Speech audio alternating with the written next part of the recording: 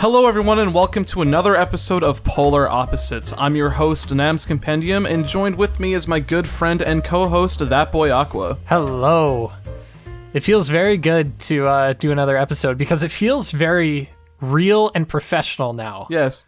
So to put it into context, this is when the series has now officially become canon. We got all the stuff set up except the YouTube channel just yet, at least at the time of recording. We're having... It'll come soon, but we just don't have it right now, and I'll talk to you about that after. Okay. Chances are you're probably listening to this on Spotify or Apple Music. We have the podcast now on all platforms. We have an actual logo that looks really good. I like it more and more as I keep seeing it. Oh yeah. At first I didn't really like it. Like I kind of thought we paid somebody on Fiverr to do it, and I didn't like it at first. But it's growing on me a lot, and significantly so. And I think the revisions that we made to it, because when we were initially sent it, the color scheme was red and blue. But I think pink and blue kind of works a little bit better for us. Because, I mean, your channel's always had kind of a blue theme to it. And, yeah. I mean, my channel hasn't had much of a pink theme, but pink has always been one of my favorite colors. And so I feel like if I had to pick a color that, like, represents me best, it would be, like, a nice salmon pink. Mm-hmm. Hot pink, on the other hand, is ew. I don't even want to think about it. It's garish. It's too much pink. Yeah. I don't know about you, Nick, but I am wired right now because, you know, man, like, what's it? I went to Starbucks today, and look, I've been converted, thanks to my girlfriend, into just being a Starbucks girl, okay, or Starbucks guy. Okay. Like, to the point where I unironically call it Starbies. Oh, no. I'm like, well, I'm going to get Starbies today. Because, no, there's no going back. No, I'll tell you, there's no going back to any other coffee once you've had Starbucks. If anyone's listening right now, next time you go to Starbucks, go get a brown sugar oat shaken espresso. And I'm telling you, that will change your life. I've always been a black coffee kind of guy. And that's because I don't give a shit about flavor. I care about function. I want to be able to just rip through whatever work I have and just like get a nice good start to my day. But I'll get Starbucks if I'm if I just got paid, because then I don't mind spending $6 on a coffee, or B, like I'm really tired. And today I was really tired. But I normally get a medium, and a medium I believe is a grande. I don't know what a small is because I've never ordered a small. And to clarify, when you go to the counter, you're like, yo, can I get a medium? And they're like, oh, you mean a grande? Like, they really hammer it in, and I find that annoying as fuck. And the reason I find that annoying is because I thought grande was big, right? Because, like, grande, it kind of sounds like grand. And so I'm thinking, I don't want a large, I just want a medium. So what's the other one I know? Venti. And I don't know what venti means, but I was like, grande's got to be big, so venti's got to be the medium. And I was wrong. So I ended up getting a large, a venti, and I think I have enough caffeine in me to give a horse a heart attack. And I think that'll be a good thing for the episode, because now we're locked in and we're focused. So, Nick, how are you today? I'm doing pretty well because today something kind of special happened. As some of you know, I am a pretty big fan of SMT and Persona. It's like what most people know me for. And one of the most requested games for me to talk about was a game called Devil Survivor. It's asked all the time. It became a running joke where whenever it was asked, I would say, oh, the video's delayed. Every person who asks, it gets delayed by like a day or a week or something? Yeah. Nice. So I saw that the official Atlas West Twitter account was following people.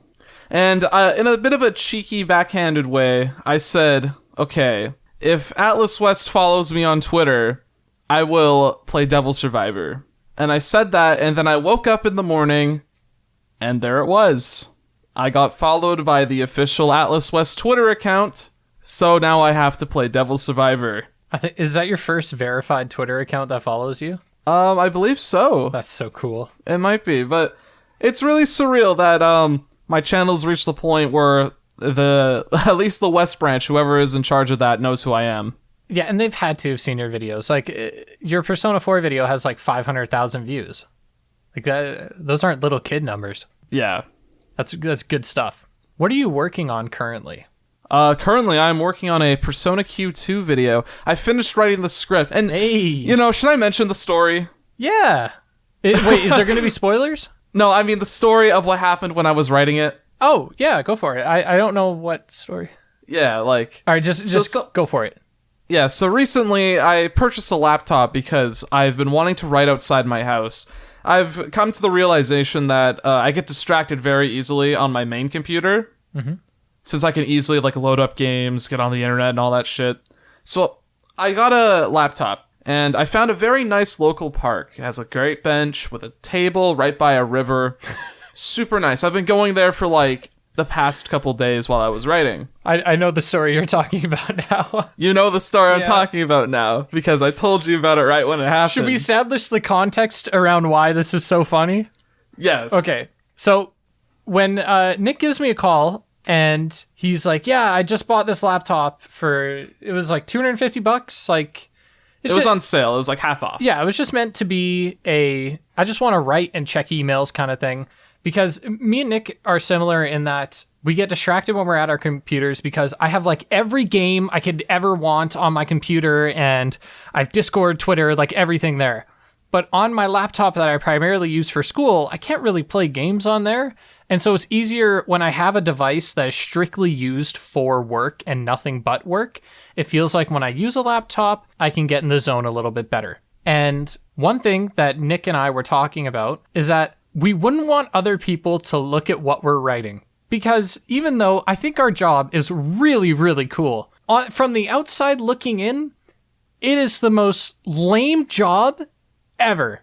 It's so weird, because normally when people say, oh yeah, I make reviews for video games, you think, oh great, you make 5-minute reviews for this game, and you post it IGN or something like that. But our entire job is to get weirdly obsessive over a game, and so our reviews are on average 30 minutes, and that in itself is weird. I feel like if you're in the video critique space, you think that's great. And for people like me and Nick, we think 30 minutes is kind of a short video. But I think to other people from the outside looking in, especially when they don't know that this actually is your job, and I think we're fairly decent at it, it can seem kind of cringe on the outside, And so we have this doomsday scenario where we don't want people to ask us about it because we don't know what to say. Whenever people ask me what I do for work, I just say I'm unemployed and I'm just focusing on my studies or something like that, right? And so then what happened to you, Nick, when you were at the park? Anyways, I'm at the park. I'm very close to finishing my script. This 11-page, at the time it was 11 pages, and it was so much detail and all that. And this older woman walks by. She looks like she's there for photography or something. She has a bunch of cameras, she has lenses, and she sees me on my computer, and she comes up to me and she starts talking to me. It starts off really casual, oh, you found a nice spot here. It was a very nice spot. And I was like, yeah, I've been coming here for 3 or 4 days now. It's been very nice, been helping me focus on my work. And then the follow-up question happened. Oh, what are you working on? And then it hits me. I don't think I want to talk about this because it is really lame. So I very casually say, oh, I'm writing a paper for school. I'm not in school for for context. I'm not in school. And then she asked me what course I was taking, and the questions kept piling on and on and on. And I kept going more in detail with my lie. So, at this very moment, I am now a film student at a university that's somewhat close to us, and I was writing a paper about a movie we had to watch for class, and I occasionally volunteer on movie sets for credit. I just love it. And the funniest part is that I have written scripts in public, in fucking lectures, everywhere, and I've had one person ask me what I was writing, and I said, oh, I'm writing a paper, and they're like, oh, cool, and that was it. And so the fact that you, days after we talked about the DEFCON 5 doomsday scenario, had a moment where somebody just kept prying and trying to figure out what was going on, I think it's just stellar.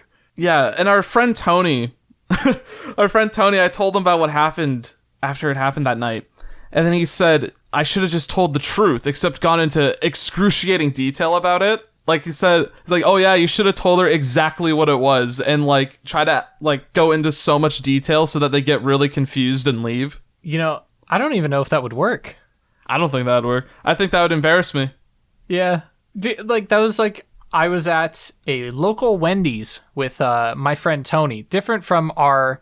So we have okay, we'll call this guy Anthony. It's one of my good friends, Anthony. And we were at a Wendy's, and I can't remember what we were talking about, but I guess this older lady had overheard us. And then she just came up and started asking us a few questions like, oh, you know, what do you guys do and whatnot? And then she started talking about how her son owns property in the States. And she probably went on for 20 minutes. Like, and we had no response. Or very basic, like, yeah. And we both kept looking at each other like, is this lady gonna fucking can it? Like, at all? And it's a weird spot because I don't want to say no to an elderly person. You know what I mean? Yeah. But at the same time, I just say Wendy's. Like, I'm like 30 minutes away from diarrhea. I gotta get the fuck out of here. And like, the pronto. timer is ticking. Yeah, I'm a ticking time bomb. I can't hang around. And it's awkward, man. So...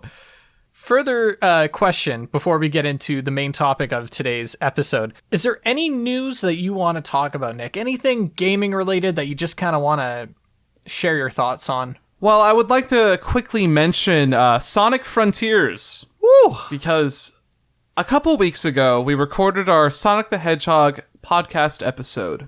And at the time, there wasn't any Sonic Frontiers information at all, really. Wait! Can we make a quick amendment to that Sonic episode? Because both of us forgot to mention it. Sonic Riders kicks ass. Oh, yeah. That's a great game. Sonic Riders is rad as fuck. Yeah, sorry. Okay, continue. Anyways, at the time, we didn't have any information on Sonic Frontiers. And like 3 days later, they started showing trailers for it. And man, I don't know. I'm so like... I hope this is like a case of like a bad trailer, but like a good game, because the way they're showing it off is like the most inappropriate way possible. What do you mean by inappropriate? They're giving like these specific aspects of the gameplay their own separate trailer, rather than making a trailer surrounding all the facets coming together. IGN's coverage is like, oh, we're gonna show like a trailer around the movement, we're gonna show a trailer around the combat, but it's like... Bro, what movement? Yeah, exactly. The guy just runs. He runs fast. It's like... And people are going to get on our ass are going to be like, oh, well, he actually grinds on rails and he does spin dashes. But like, come on. Sonic has never had like complex movement, right? Yeah, it was never the movement itself that made it fun. It was the way it was incorporated into the levels that made it fun. Yeah, 100%. Yeah, so they show off like grind rail, like all, like this open world stuff, and it looks really dull. But then they show the combat, it also looks kind of dull. But then I think that this is a case of presenting it in the wrong way, because I can imagine if combat, exploration, level design, if all that came together in like a gameplay showcase showing all of it happening at the same time, it would be a lot better. Because yesterday, IGN gave their first impressions, like actual voicing opinions of stuff that's in the game, and they really liked it. They really liked what was there. And I'm sitting here thinking like, really? I think it looks interesting. I think it does look interesting. Like, the idea of an open world Sonic game is great. And I think that is a decent direction for the series to go. But the most out of place things in the footage that we've seen has been the Sonic stuff. Like, I find it so weird that you have this stone tower that's however many feet tall, and Sonic is running through the blades of grass. It looks fantastic. And then you have golden rings that go bing when you collect them, and it feels so out of place. It feels like a weird mod, almost. Like it's contrasting in like the worst way possible. 100%. It feels like somebody made a mod for Breath of the Wild where they just took Sonic from Generations or whatever and plopped him in. And I think that's really, really strange. We mentioned this in the Sonic episode, but I'm still going to buy it. I think I have to try it. Yeah, that's how I feel. Like, if you're someone listening to this right now that is really looking forward to Sonic Frontiers, I am not trying to take that away from you. Because I'm looking forward to it as well. To an extent, I'm also looking forward to it. I want to try it out. It looks interesting. It looks like a fresh, new take on the series, which is something that I mentioned that I liked about Sonic, is how they weren't afraid to experiment. Yeah.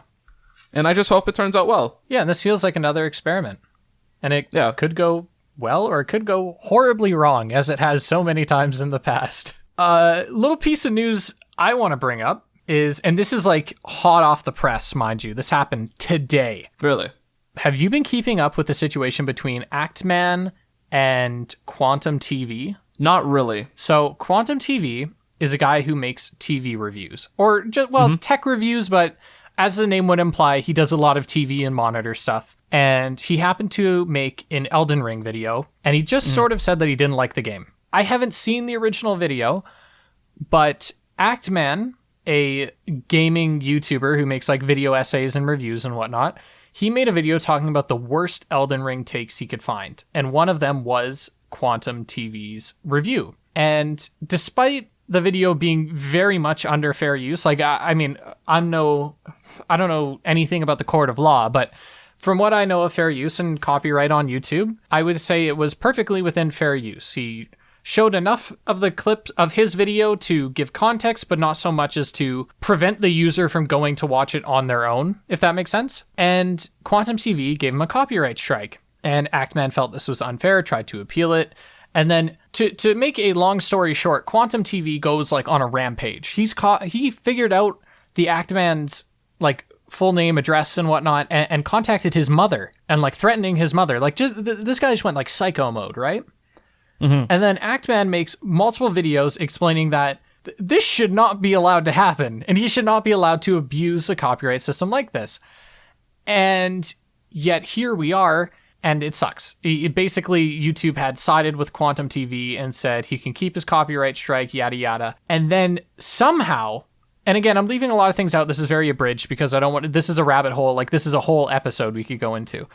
Actman's YouTube channel is now completely demonetized. And his video explaining why YouTube is picking the wrong side has been taken down for nudity? Like something super weird. And I think it was because of an offhand joke that he made.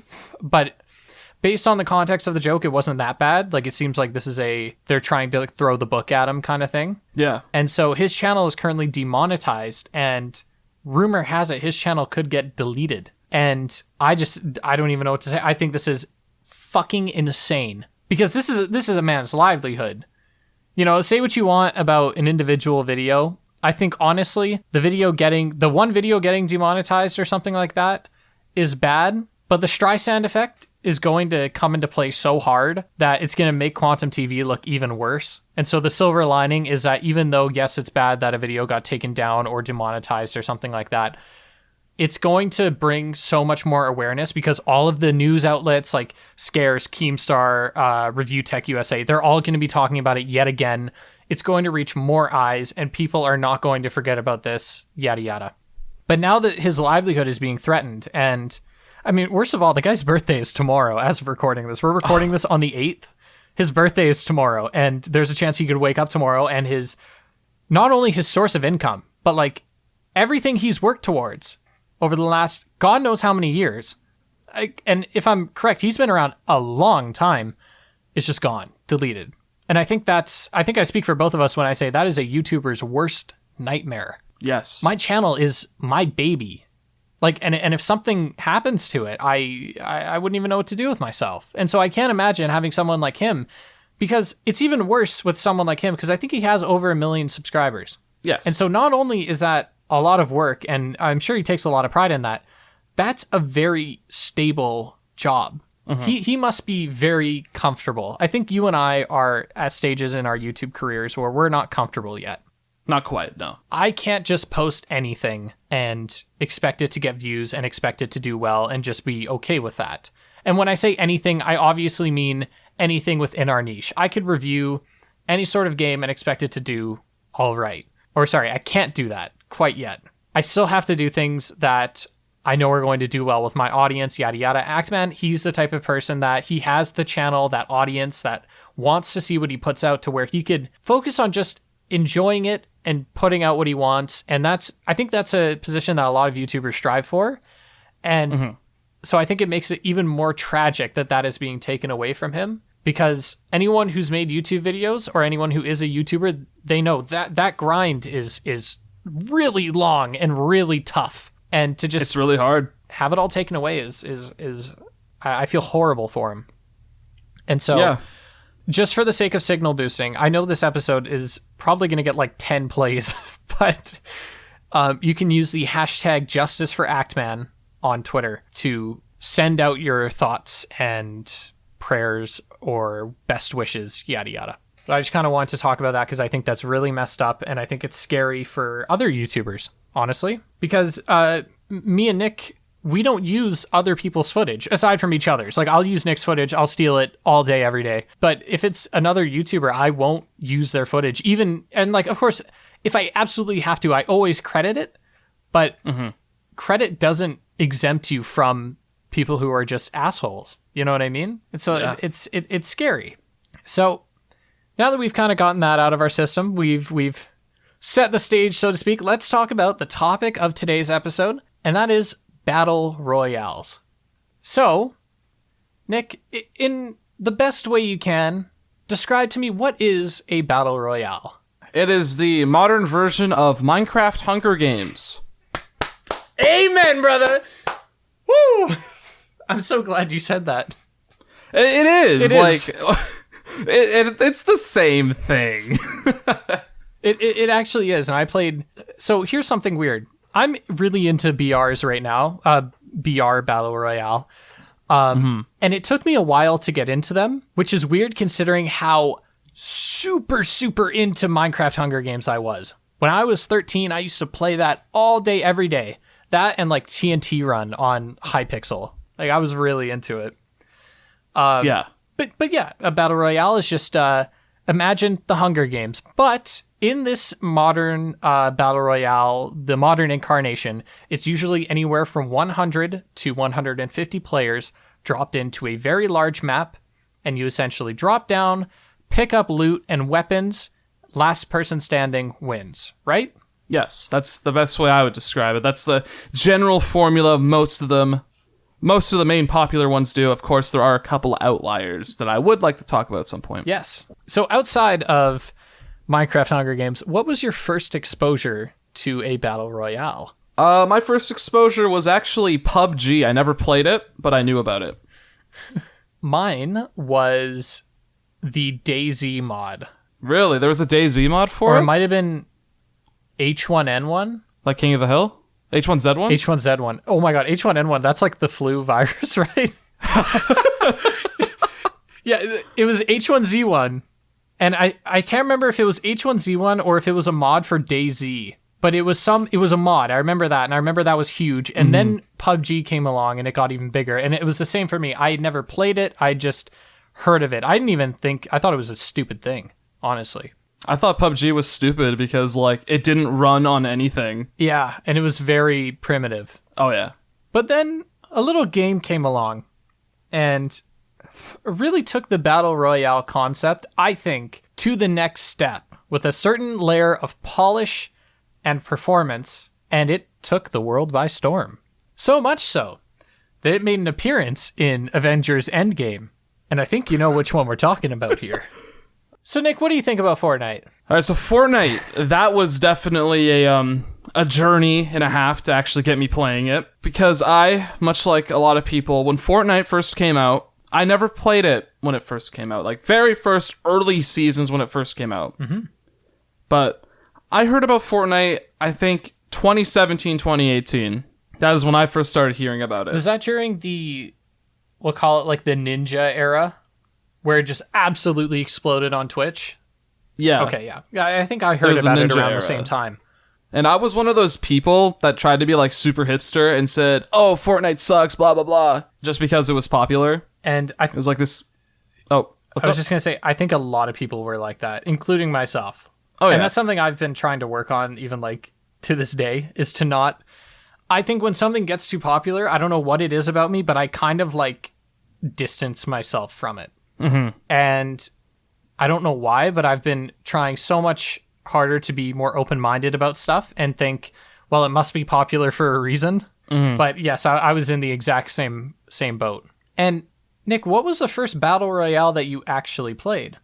The first one that I actually played, and I fucking hate that it was the first one I played. It wasn't Warzone. What? It wasn't Apex. It was Black Ops 4 Blackout. Oh! Oh god, I was about to ask what's wrong with that mode, but I remember that was not a good BR. And what'd you think about Blackout? Let's talk about it. It was so like hastily thrown together, and it tried to be a lot more like PUBG than just COD. Yeah. And there were some cool things in it, but like for the most part, it was just lame. It was definitely just an answer to PUBG and Fortnite. And I think the thing that makes it so different is that you had to pay $90 for the full game before you could play Blackout, as opposed to Fortnite, Apex, Warzone, which is all free to play. I think that might have also been my first Battle Royale, and that might be why I did not enjoy it. Because in my very few games on Black Ops 4 Blackout, I found that I didn't really know what the meta was. I didn't really know how anything worked. And I found it very inaccessible from that standpoint. And I would just like run into somebody, and the first person I find, they kill me instantly. And we'll come back to that, because I think that's something that permeates still into Warzone, but we'll get back to that. I'm going to put a different spin on the question here. What was the first Battle Royale that you actually got into? Not just like tried or played a few games of, but one that you consistently have come back to. Consistently came back to? Yeah. Because the first one I did put any amount of time into was actually Fortnite. Like, I did play that a little bit in 2019. Not a whole lot. What got you to jump on it? One of my good friends, Ruben, played it. He wanted more people to play with. And he was showing me it. It was at the time when planes were a thing. This was still Chapter 1. Oh, yeah, I forgot. Chapters. And I did play it with him for quite a bit. I think at the time, my account had like 20-something hours in it. But by the time that first chapter ended, I didn't really go back to it, because I started playing another little game with my good friend, Nolan, called Warzone. Oh, yeah. Warzone is, can we just fucking dive into Warzone, please? All right, I've been itching for it. Talk about Warzone. Because, like, I've been wanting an excuse to talk about Warzone, because I can't make a video on Warzone, at least right now, because I've fallen out of the meta. I'm currently playing Fortnite. But when I first played Fortnite, I thought it sucked because I thought the building was shit. And I still think on controller, building sucks. I don't know how people build on controller. On keyboard and mouse, I think is a little more manageable, but I was a controller Andy back in the day, and I decided that I was going to give Warzone a shot. And the only reason I think I got so into Warzone was because of Tim the Tatman streaming it every single day with like Nick Merckx and Cloaksy and a bunch of other people. And my friend Anthony carried me, because not only did I suck at COD, but I never played a BR. And I think this is why Warzone is something I don't recommend to people overall. It is so inaccessible for two reasons. One, the weapon meta is the strictest out of any game I've ever played. And two, there is so much nuance to a battle royale that is exclusive to Call of Duty. The Call of Duty battle royale, or the Warzone battle royale experience, is very different from something like Fortnite. In Fortnite, your goal is to loot around, open chests, get guns. In Warzone, your goal is to, in the shortest amount of time possible, get your loadout, which means you can bring a custom class into the game, because there's always a broken gun in Warzone. For Warzone players out there, I jumped in, I think around season 4, and that's when the Grau was really popular, or some call it the Graw. I think the Graw sounds stupid, so I'm going to call it the Grau. And the Grau just shredded. Iron sights, too. This thing was dead accurate from afar. Damage was insane. Well, I mean, and there was very little recoil. So for controller and keyboard and mouse players, it was just perfect. When I really got into Call of Duty, and this was around season 5 and 6, the Kilo was the meta. And the thing is, the Kilo on its own is fine. It's a fine gun. But with certain upgrades, And with certain attachments, which you can only get through your loadout, is the gun actually viable. So, you need a kilo, you need a monolithic suppressor, because most suppressors will shorten the range on your gun, which means it has a sharper damage drop-off at a shorter range. The monolithic suppressor negates that, so you need a monolithic suppressor. And this is one thing about Warzone that I don't like. Certain attachments are just flat out better than others. There isn't, if you use this attachment, it has this pro and con, but this one has this pro and con. Overall, a monolithic suppressor is objectively better than any other suppressor in the game. And there's no denying that. And I think there's a reason for that. The reason is that they want you to buy the base game. Because you can level up your guns in Warzone, but it takes forever. It's much faster if you buy the game that gun is from. So the Kilo was a Modern Warfare gun. So I think the business model they're going for is make the monolithic suppressor, which is the last gun you unlock, or the last attachment you unlock for most guns, or one of the last ones, it's late. And in order to do that faster, you buy the base game, play the base game a bunch, then you come back to Warzone, and now you have this suppressor that you can use, and it's just flat out busted. And going back to the meta, not only do you need this, but you also need certain things that shouldn't matter at all. So there was a scope that everyone used called the Vulcan 3 times, I think it was called. And that had the lowest recoil. Scopes, for some reason, have like different recoil from each other. But the only one that was better was the holographic sight, but only if you used a blue dot reticle. Like, I'm not joking. Anyone who played during season 6, you know what I'm saying. And this permeated until like season 8 or whatever, until they did chapter 2. I don't remember this. Oh, it was busted. So like, if you had the same scope with a red reticle and a blue reticle, the blue one would just be less recoil across the board. Why is it like that? I don't know. Is it like that in the regular game? Yes, I think. Because it was the same engine. But so this is why it was so weird to me. Because I assumed things like the monolithic suppressor are so good because then they can put it in bundles. And then you can buy those bundles. And I'm talking, you can buy 2 guns that come with their own attachments. And these things cost like $13. Like, they are charging you out the ass. They're not as bad as something like Valorant, but it is definitely expensive. And you could argue that because the game is free to play, it's okay for them to charge more. And I think that's a different discussion that we can jump into later.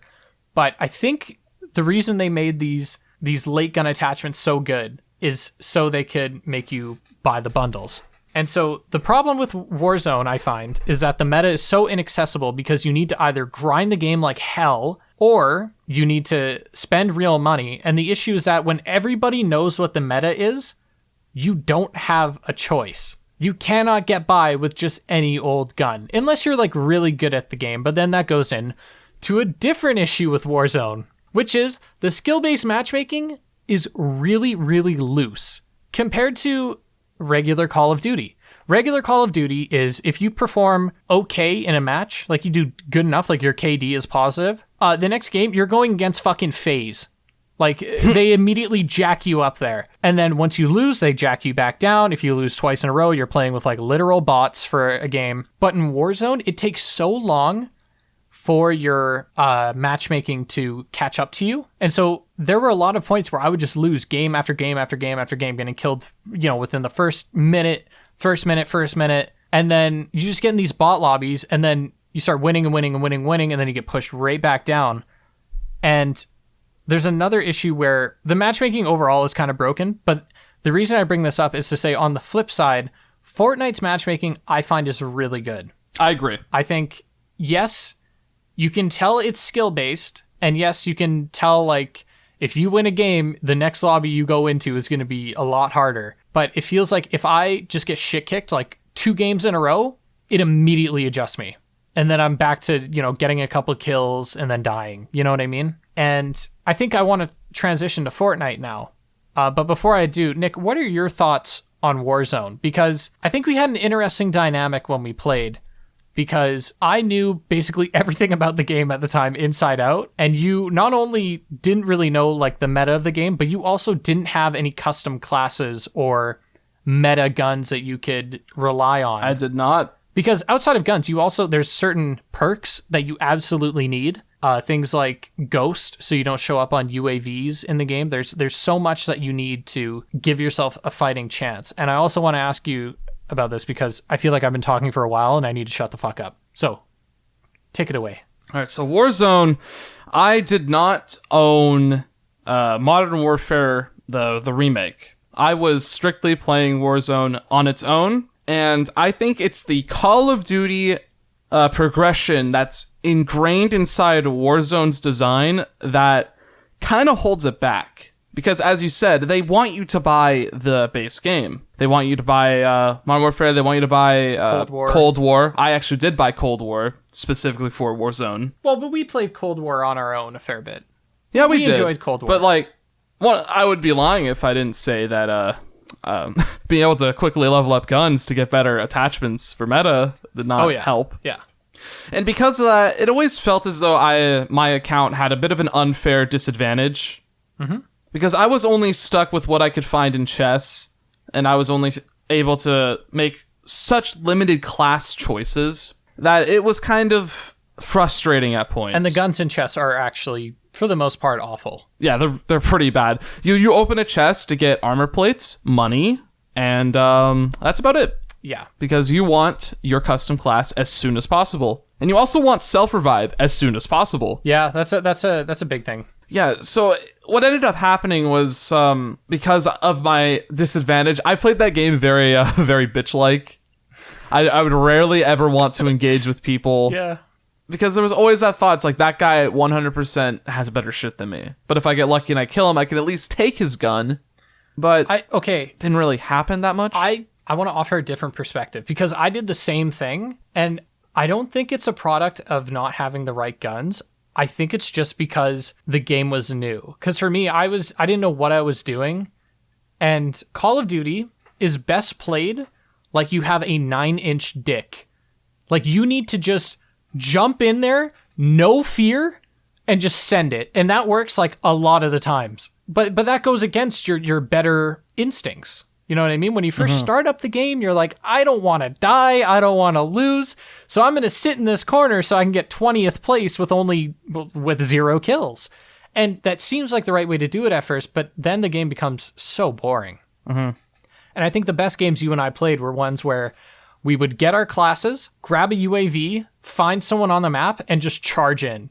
And that's, honestly, it's just big dick style, swing around corners with shotguns. And that's what made it super fun for me, because it can be very fast-paced if you want it to. You say that, but I never found that I had an issue with that when I went back to Fortnite with you kind of recently. With not knowing the game? No, not that, but more so in terms of being able to engage against other people. I felt more willing to do that in Fortnite than I did in Warzone. Do you think it's because you had that familiarity with Fortnite from the prior years that you had played it? Either that, or I just find the way that Fortnite balances its pickups much better. Yep, I agree with that. That's a huge thing. But I'm not calling Warzone bad. I did have fun with it. No, I think Warzone's awful. I haven't played it in a very long time, so I don't know. I had a great time with it, and honestly, I'd probably play it again and love it. But I think as a game, Warzone has for so long now had most busted meta, many points where it has seemed pay to win. Like, they have basically proven that if you purchase bundles, you get easier lobbies for a bit. The skill-based matchmaking is absolutely fucked. Like, it just doesn't work. And the biggest thing, and this is something we have not seen in Fortnite very much, and a big reason as to why I like Fortnite a lot, at least right now, is Warzone has the biggest cheating problem I've ever seen in a game. Maybe not as bad as Titanfall 2 or something like that, but it is definitely one of the worst, if not the worst, because I don't know how Apex Legends is. I know Apex is really bad for cheating too, but Warzone is really bad for cheating. Mm-hmm. And I find that there was a point in Warzone, this is what got me to stop playing it, is that there was a point where I got very good at Warzone. Like, I'm not like going pro, but Nick, you can attest, like, there was a point where I was up to date on the meta. I knew how to play the game, and I was quite good at it. Yeah. And there got to a point where I was running into like 3 or 4 cheaters a day. And look, I don't mind losing. Nobody wants to lose, and yeah, I get tilted and whatnot. But I actually get genuinely frustrated and don't want to play the game if I lose to a hacker or someone who's cheating. It's one thing if someone's better than me. If someone's better than me, I get frustrated, and then I'm like, oh, I want to beat them. I'm going to try even harder. And I want to jump back into the game because I'm so like, oh, I want to, you know what I mean? It's that motivation, like when you die in like Sifu or Dark Souls or something like that, where it's fair. The frustration is not because you can't kill that person. It's because you didn't. It's that you made the wrong play, and it gives you that like fire that you're like, oh, I want to go right back in there. And if I die to a hacker, I just want to turn the game off. Because then why try? It's especially obvious when you're playing Warzone because the kill cam just explicitly highlights when it happens. Yeah. And so it would become the self-fulfilling prophecy of I'd jump into a game, get into like top 30, and I'd be like waiting for the other shoe to drop. When's the hacker going to jump out and like just snipe me across the map? Or I remember, Nick, we would play in lobbies and I would say, hey, wait a minute. It's been 5 minutes and we're down to like 40 people. And I would say, oh, yeah, there's a hacker in this lobby. And lo and behold, there almost always was. Like, it was brutally obvious because these hackers, they don't, because the game is free and they can just make a new account, they don't care. There is no stopping them. And so they will drop like 40, 50 bombs on a lobby. And it's insane. And so compared to Fortnite, I actually don't think I've run into a hacker in Fortnite yet. I don't think I have either. I think I may have run into like some suspicious plays. You know what I mean? When I say suspicious, I don't mean I think they're hacking. It's either they just hit the shot of their life or there's something fishy going on. Mm-hmm. And I think that's fine. The worst part is Warzone implemented a kernel level anti-cheat and it does not work because cheaters have... Actually, before it even released, cheaters were finding ways around it. Before it was officially released, they had ways around it. And I think that's horrendous. And I think for a $1 billion company, they need to do so much better than that. We've already sort of talked about it, but what are the major problems with Battle Royales as a whole? We know that the meta can often be rough, and I think the Battle Royale genre can seem a little inaccessible at times. I only say that because Fortnite, when it first came out, had building, and building is really tough to get into. Like, I had to sit in a custom lobby and just practice building and cranking 90s and doing the edits and whatnot. But now with no build, I'd say it's a lot more accessible. Yeah. And I like that Fortnite, what it does is your first couple of games, you only play against bots. And so, yes, okay, it's not a real game and whatever. I think it's better because it gives you a little bit of satisfaction and it gives you confidence to try stuff. You know what I mean? As opposed to something like Warzone, you could load up your first game and just be shitted on by the first guy who jumps around a corner. Or, this is so embarrassing. I played Apex for 3 months, like sporadically, and I never got a single kill in BR. Really? In the arena mode, I could get kills and whatnot, but in the Battle Royale mode, I couldn't do it. I don't think that's the game's fault. I just think the skill floor for Apex, because of the community, is so high. And I'm sure with more time and practice, I could have done it, but I think Fortnite, I find I can play more casually. Warzone and Apex, I can't. I have to sweat if I play those games. Because if you play casually and you do good in one game, like I said, you're going right up against FaZe. They're so quick to bump you up and so slow to drop you back down as far as matchmaking goes. And so I think those can be the major problems. And that's a problem you can't avoid. If you have 100 players in the lobby, how can you for sure make sure that every player is on an even playing field?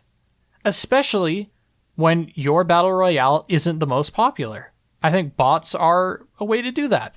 Mm-hmm. And some people don't like that because it's not real. And I get that, but I think for beginners, it's great. And that's it. Because, I mean, I stopped playing with bots after my third game in Fortnite. Because my first couple of games, I dropped like 30 kills. And so it was pretty obvious to the matchmaking that I was good enough to play with other players. What kind of problems do you think Battle Royales have? I think a problem is that there's a lot of filler in matches where you just run around and you grab items. And a lot of the times it's not like interesting. Like Fortnite, for example, like I'd say honestly over 50% of that game is just running around looking for shit. And it's not even like looking for people. It is looking just for items that are just randomly generated. True. And sometimes those items are decide whether or not you win in a certain fight. Oh, yeah. Because we were talking about weapon imbalance, and Fortnite is generally good at that for the most part. But there are some times where people will just have objectively better weapons than you. Things like so we've been playing Fortnite pretty consistently for the last couple of months now, and the drum shotgun is broken. It's insane. A pump shotgun goes poof, Auto goes poof, poof, poof, but it has slightly less damage. The drum shotgun does so much damage, and it's literally poof, poof, poof, poof, and it's not even fair. It is so like. And then there's things like if you get a gold scar, you've won the game. Congratulations, GG's, handshake, hope to see you in bracket. That like it's done. Remember when the thermal scope was just insane? Yep. It would just like no bullet drop off. It was just a better sniper rifle. Oh yeah. And now it's the burst. The burst rifle goes a little doo-doof, doo-doof, doo-doof. A gold one of those, you win. Yep. It was, thanks for coming out.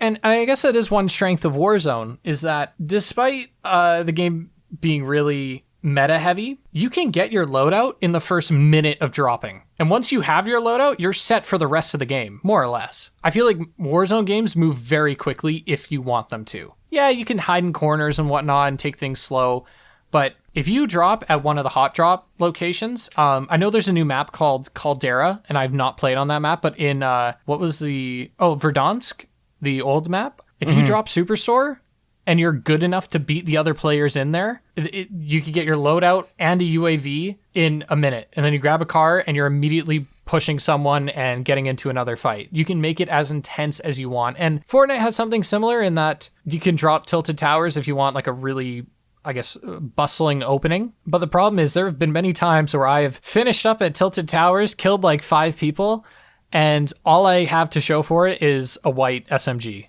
And it's just because the loot is random. I think another issue with these long-running battle royales, and it's their, I guess, mixed events, like in terms of quality, because sometimes you'll get like a really cool like event, like the Spider-Man stuff in Fortnite. Yeah. You'll get a new item, a web shooter item that like consistently spawns all over the map, and they put the Daily Bugle just in the map. Yeah, the Daily Bugle was just in the map, and it's this web shooter item let you play differently. That is a really cool idea. But then you get stuff like, I remember this from the old days, enemies just randomly spawning. Oh. Like around you. So you have to waste your resources killing them, but then it just gives you away, like around everyone else. Yeah, that is kind of...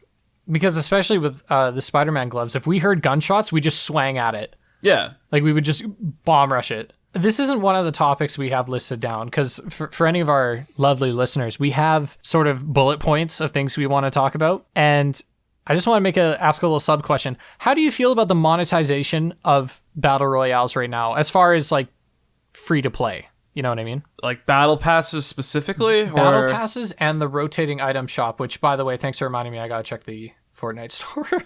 I think that Fortnite's battle pass is the best one in any game. Are you saying in terms of quality or how they execute it? I think in terms of quality. Yeah.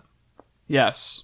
I think it gives the best payout for what... It gives you the best rewards for what you're paying for. And the way you level it up is also, like, the most consistently fun thing. Yeah, because you don't even have to play the game to level it up. Like, you can just do quests. Yeah, it's... As opposed to... Because Warzone and Fortnite, their battle passes are both $10. And something I like that both battle passes do is that they give you V-Bucks on return. And they give you currency on upon purchasing it. So as long as you complete the battle pass, which, yeah, it takes work, but if you're playing the game consistently throughout its time, you're gonna get there, like, no problem. Then you really only have to buy the battle pass once, and then you can just keep rebuying it. Yeah, and it's not even like you're only getting just enough currency to get the battle pass, right? Like, don't you get slightly more? Yeah, you get enough that you could buy a cosmetic or an emote or something like that, yeah. Yeah. And of course, you get access to all the other skins and whatnot in the battle pass. I mean, the one that just came out now is Darth Vader.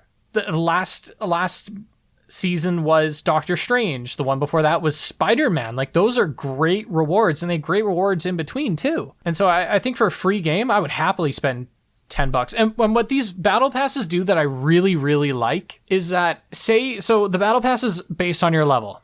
In Fortnite, I believe if you reach level 100, that's when you've completed the battle pass, right? Yes. And I like that if you're level 100 and you haven't bought the battle pass, you can still buy it and get access to everything up to that point. So Valorant is a game I play pretty inconsistently, and I don't play consistently enough to complete the battle pass. But what I did when I was playing it is look at the battle pass, do I want it? And then I'd wait until about 2 days before the season ends. And if I was at the max level for the battle pass and I liked what was in there, I would only buy it then. And I like that they let you do that, because then if you know, for Fortnite, if I buy the battle pass right when it comes out, because I know I'm going to play it. Like, I've been playing Fortnite almost every day. But I like that if I'm unsure about it, I can just wait, see if I get there, and then purchase it, which I think is really cool. How do you feel about the item store?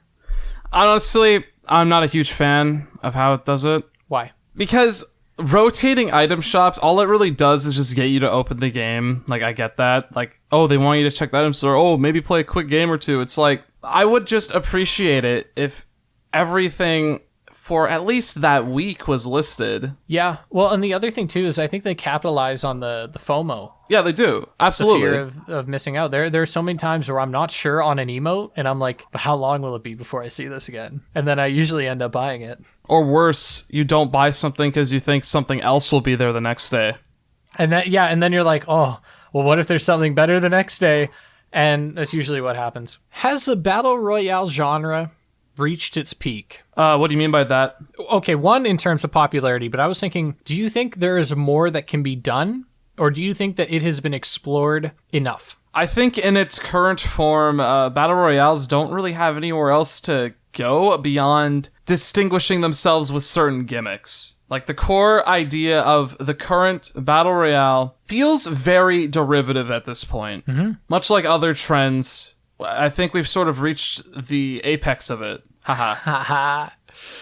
But at the same time as that, I think the framework, a basic framework of the Battle Royale, like 100 people playing against, like competing against each other, still hasn't been fully explored. Just in terms of shooting, I think it has.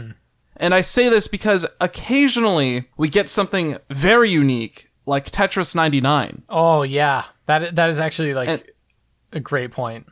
And so I never played Tetris 99, which really, really sucks, because I feel like now that, because I wasn't into Tetris at the time, but now that I'm like super into it, I feel like I would have loved it. Tetris 99, a lot of these are on the Switch. Like, there's Tetris 99, there was Mario 35, which was like that game's Battle Royale, but can't play that anymore, sorry. Man, when are we going to get a Puyo 99?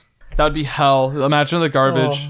It'd be so good. It'd be so awful. I think I would love it. If anybody's listening, we need a Puyo Cross Tetris 3 ASAP on my desk yesterday. And make Joker and Kiryu characters they can pick as. Yeah.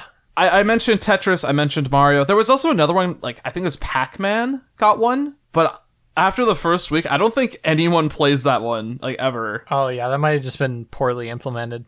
Yeah, from what I hear, it was pretty much just played multiple, like, games of Pac-Man or some shit. Oh. Like, I never tried it myself. I was never interested. I'm not, like, super into classic arcade Pac-Man. But I did play a fair bit of Tetris 99, and that game is sick. Yeah, this is really cool.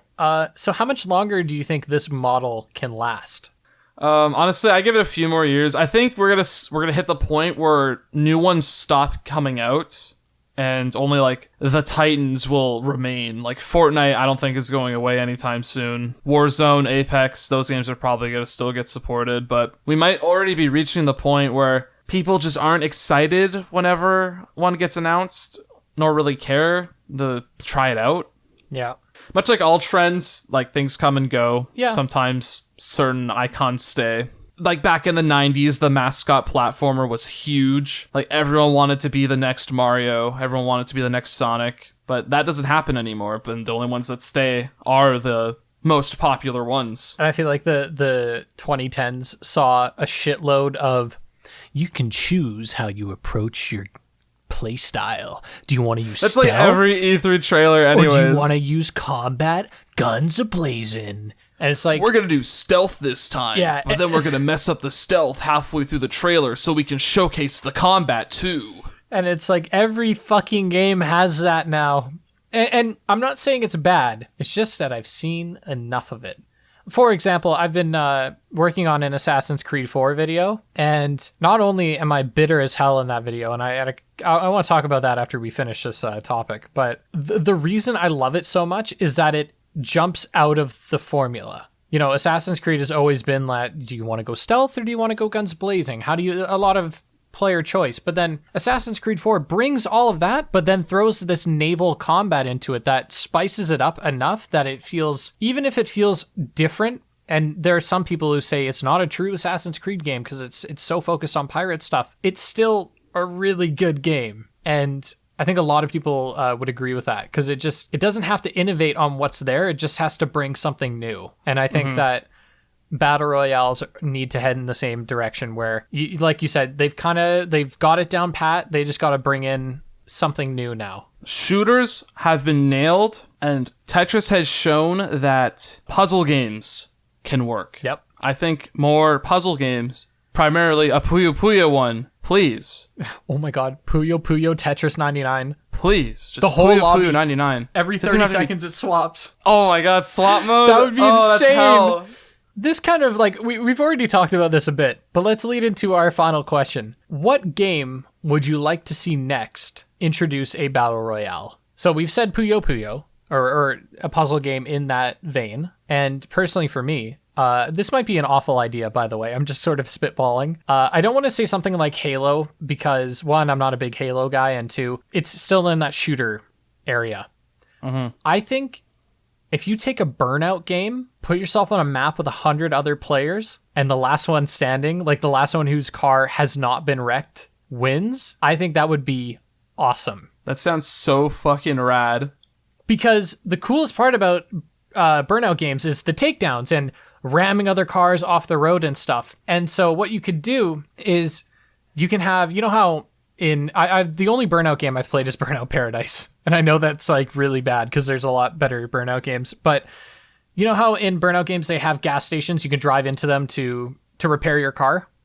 Mm-hmm. You could have things like gas stations are single use, but they replenish every couple of minutes. You could have upgrades around the world, kind of like a Mario Kart. Like you drive into something and you'd get a tool to use to your advantage. They could do, I feel like that could be a really fun, really deep mode. And I think car crashing into other car with like big explosions and shit, that appeals to everyone. You cannot, I doubt anyone's gonna look at that and be like, oh, it looks lame. And they could make it free, and the battle pass could include different models, kind of the way Rocket League does its battle passes, where it has different models, different trails, different paint jobs, yada yada. You're suggesting Burnout for that? I think Twisted Metal would fit better. I've never played Twisted Metal. It's a combat I know racing of it, game. But I just don't know, like, I haven't played it enough to know how it would translate.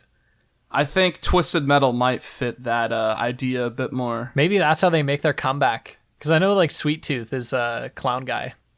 Yeah. Discount Pennywise. Sweet Tooth is one of the many recognizable characters in the crossover fighter PlayStation All-Stars Battle Royale. Wait! Whoa! Huh? Uh-oh. They're gonna make the comeback. Could you imagine a platform fighter with 99 people? It's all on the same, like, Smashville type shit. Yeah. Like, you know, do you remember that really big stage at the end of Brawl? It was called, like, the Great Maze. It was huge. Yeah. 99 players in that.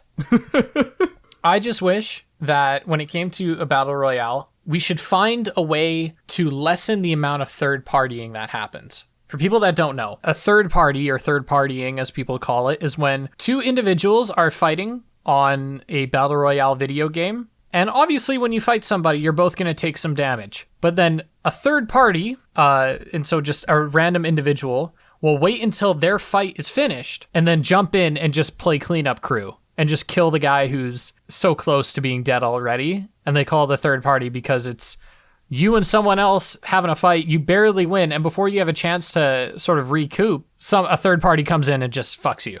I think if you can find a way to work something like that out, that would be really cool. The problem I think that runs into is that, say you have something where if you shoot someone in Fortnite, let's say, you're immediately at full health, and let's say a dome surrounds you, and you can only fight within that dome, and then whoever wins, their health is fully regenerated. So there's no way they can be third-partied. Then it's not a battle royale, that's just a series of 1v1s. Yeah.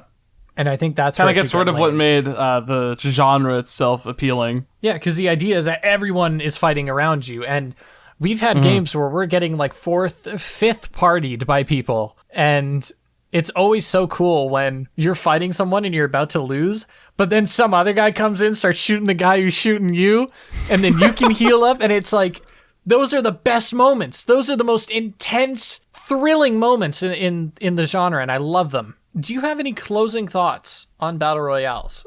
Fortnite's pretty cool. Warzone, I don't care about anymore. Apex, I never played. And, I would like to see more unique ideas instead of shooters. Sega, the Puyo Puyo 99, jump on it. I was about to say, did you know there's like a Puyo Puyo game that's like a versus mode? It's like it's the Puyo Puyo Tetris versus mode, except it's only Puyo, and you play against people. In Japan, it's called Puyo Puyo Esport. Can we get it here? It's the same game, it just has a different title. That sounds sick. Yeah, it's just the versus mode that's in Cross Tetris. Well, yeah, we can just play that though. Yeah. Yeah, I think Battle Royales, I think they still have some kinks they need to iron out. I think balance is always going to be a problem. And, some people have tinfoil hat theories that making the meta so unbalanced is actually what brings people back to it. Because if there's a new weapon that's basically free, people are going to want to jump on it to get that advantage. And if the meta never changes, or let's say everything is perfectly balanced, as all things should be, I think the game would get a little boring. And I think it would remove the variety that comes with it. Because I could be like in such a bad spot, but because I just found a gold shotgun, I now win the gunfight. And yeah, is it a little unfair? Yeah, it is. It's unfair. But is it fun when you're not on the receiving end? Yeah, it is. Oh, the other thing, nothing is more euphoric than getting a kill in Fortnite and then emoting for 3 minutes straight while the guy has to spectate.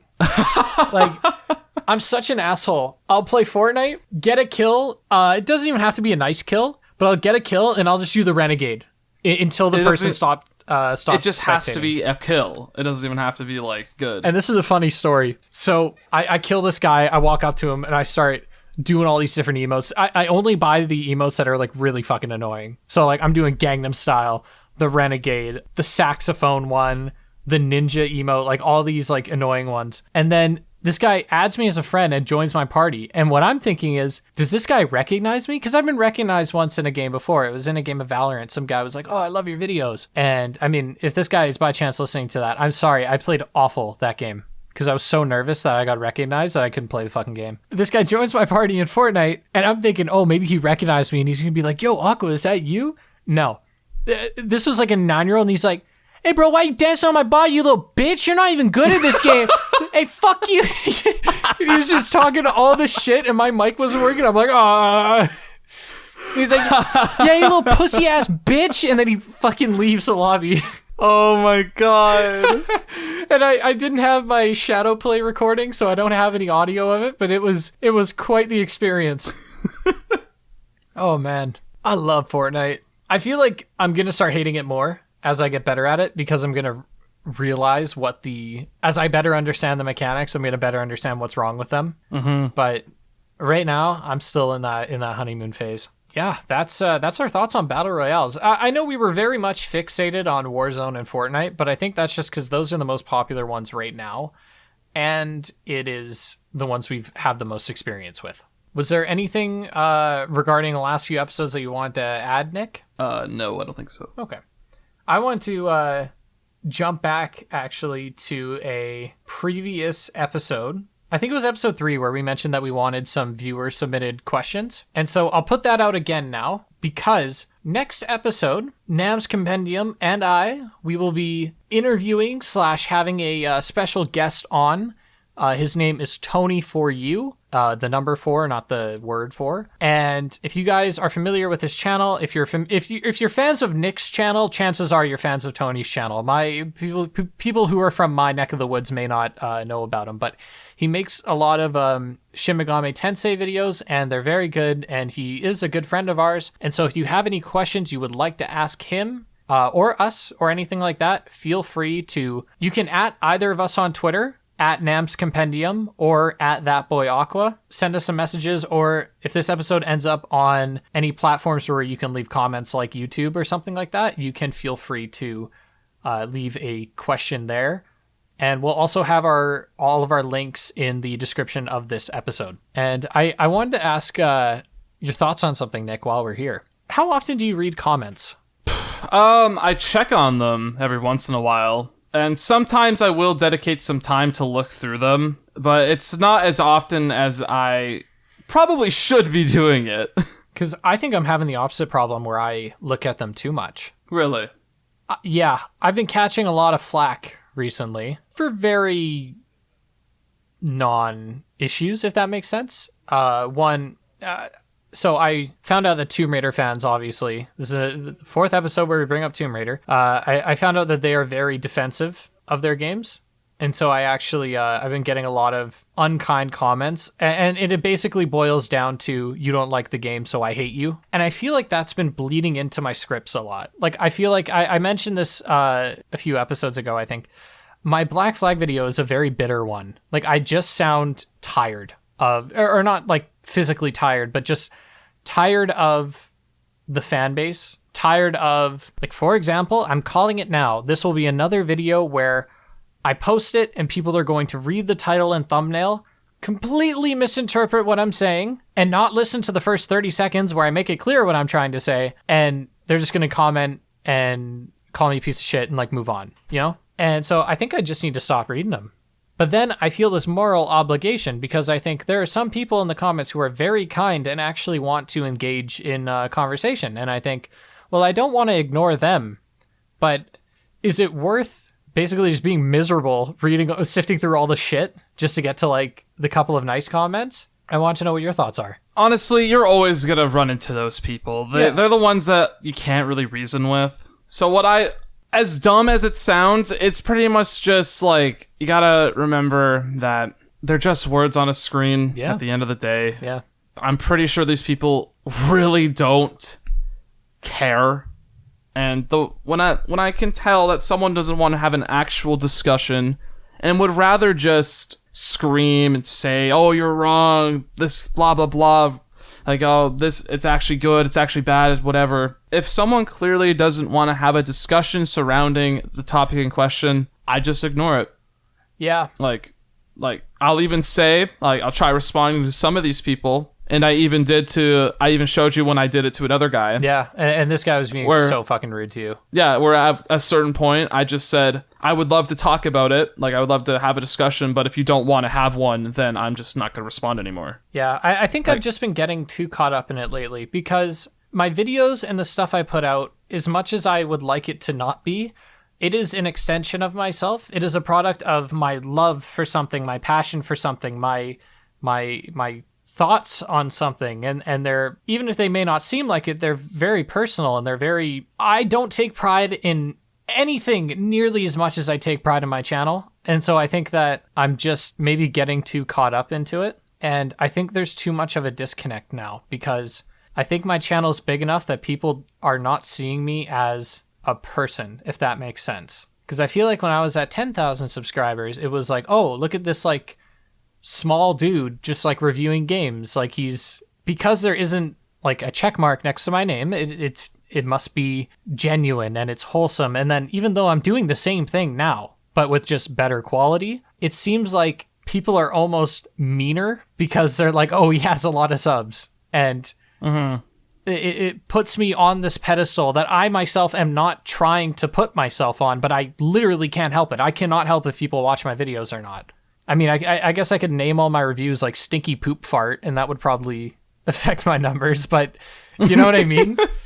Yeah, they'd go up. Like, true, but it's this weird spot that I'm stuck in, and it's just been, like, messing with me lately. And so I wanted to talk about it here because I know we have a couple of YouTubers and content creators that also watch the show, and I'd be curious to know if they've experienced the same thing, what they do to sort of not get caught up in it. Because to clarify, it's not like I'm sitting here, like, crying in the club or some shit. Like, I'm okay, but I just mean that, like, every now and then I'm like, God, like, what am I doing, you know? Mm-hmm. Or I think, like, what have I done to make these people so angry? And it's usually as simple as I like something they don't, which is, as stupid as it sounds, is genuinely, like, what it is most of the time. And so other content creators out there, what do you think about that? Comment, DM me, do whatever. DM us. You can DM at Nam's Compendium, of course. And do you have anything else to say on that? this is for those who are looking to get into YouTube stuff. Comments start off very exciting, but then they stop. Yeah. Then they become a nuisance and something that you look at out of obligation, but sometimes it's not all bad. Like, because we as people like to focus in on the negatives. You can have 100 people tell you, man, that was awesome, you did a great job. But the one person who says, this is shit, blah, blah, blah, that's the one that's going to stick with you. Yeah. And the trick is learning to not let that affect you and to keep in mind the hundreds of people that did enjoy it. Yeah. And you know what? And there's so many nice people in comments too. Like, I mean, I've actually, some of the best like changes I've made to my videos have been from people commenting and saying, hey, I think your script would be better if you did this. And so that's why I want to keep reading them, because I love finding that nugget of information. Or like, there are times where I will read a comment that is so kind that it like almost brings me to tears. And so it's like, I feel like I don't just want to stop reading it altogether, but I think I might just have to do that. Or I might have to say in my videos, like, look, I'm not going to read the comments anymore. If you want to actually like talk about it, follow me to Twitter. But then that, I feel like that's just going to move the toxicity from one website to the other. And Twitter is already bad enough for toxicity. I'm very lucky that currently my Twitter sphere of like the people who follow me there are very kind, and we have very enjoyable conversations and stuff like that. And so I don't want to compromise that, because I've very much enjoyed Twitter over the last few days, or last few weeks actually. And hopefully one day I can get followed by Atlas West. Hopefully one day, because you know me, I'm huge SMT tuber. I've tried so hard to find where that list came from, where you were on it. Yeah, we should give the context. We gotta shut the fuck up and end the episode soon. This will be the last side tangent, but there was this tier list of the like best SMT YouTubers, and to clarify, I'm relatively active in the SMT community in the sense that I talk to a decent amount of people there, mostly because of Nick, because digitally speaking, me and Nick are attached at the hip. So if he starts talking to Tony For You, for example, I'm eventually going to meet him as well. And so there was this tier list of the best SMT YouTubers. And for some reason I was on there, even though I've never made a video on Persona, SMT, nothing even, like I make it on the polar opposite of the spectrum when it comes to games. And I love it. I think it's great. What would have been better if I found that list and we find out someone actually ranked you? Oh my god, could you imagine if they put me above like some like other SMT YouTuber? Yeah, and it's been a running joke now that Nolan is like the best SMT YouTuber out there, and we tell that to everyone, that he always makes videos on it despite the fact that he's never done it. Yeah, like in live streams and whatnot. I'm like, yeah guys, I have a massive Persona 5 video on my channel. It's just like, you just got to keep scrolling. It's kind of old. Yeah, and it might actually be because I only stream with you that you're on that list. Yeah, I 100% yeah, and I really want is. One day, we already done it once, I really want this to happen more, where we gaslight people into thinking that you are a Megaten YouTuber. And another thing too is that I did a video with Oziak, another friend of ours who's like very active in SMT, and so there's perhaps that's it too. But yeah, I think that's it for me, Nick. I think I've said everything I want to say. This was a lengthier episode, but I think it was good. Mm-hmm. So thank you everyone for watching. I hope you've enjoyed. Nick, is there anything you want to say to the people before we head on out? Like we said earlier, we're going to have a special guest on next episode, and please leave any sort of question that you want to ask either me and Nolan or Tony For You if you know who he is. It could be like opinion related, YouTube related, anything like that, and we'll try to answer as many as possible, assuming we get enough. Yeah, and I just want to throw out this like call to action. If you guys are enjoying this show, share it around. We would love to continue putting the show out there for you guys. And so if you are interested in it, if you like it, show your friends, tell your grandma. My dad listened to one of the episodes where he listened to the episode where I said that he has horrible theater etiquette. And he called me about it. He's like, Nolan, I don't do that, right? It's like, I was like, well, I didn't want to start anything, but like you kind of do. And he's like, no, there's no way. I said, okay, I'll say something on the show about it. I'll say that maybe my memory is deceiving me and my dad does not have bad theater etiquette. But then he's like, oh, don't say it on the show. I don't want them to think that I called you and chewed you out over it. So, sorry, Dad. And I hope he's listening to this right now. He will. He said he likes it. He said it's accessible for non-gamers for the most part because we go on our weird side tangents. So, all right. For the 9th time now, we're ending the episode. Goodbye. It's been a pleasure. Thank you for listening. Nick, say bye. Bye. Bye.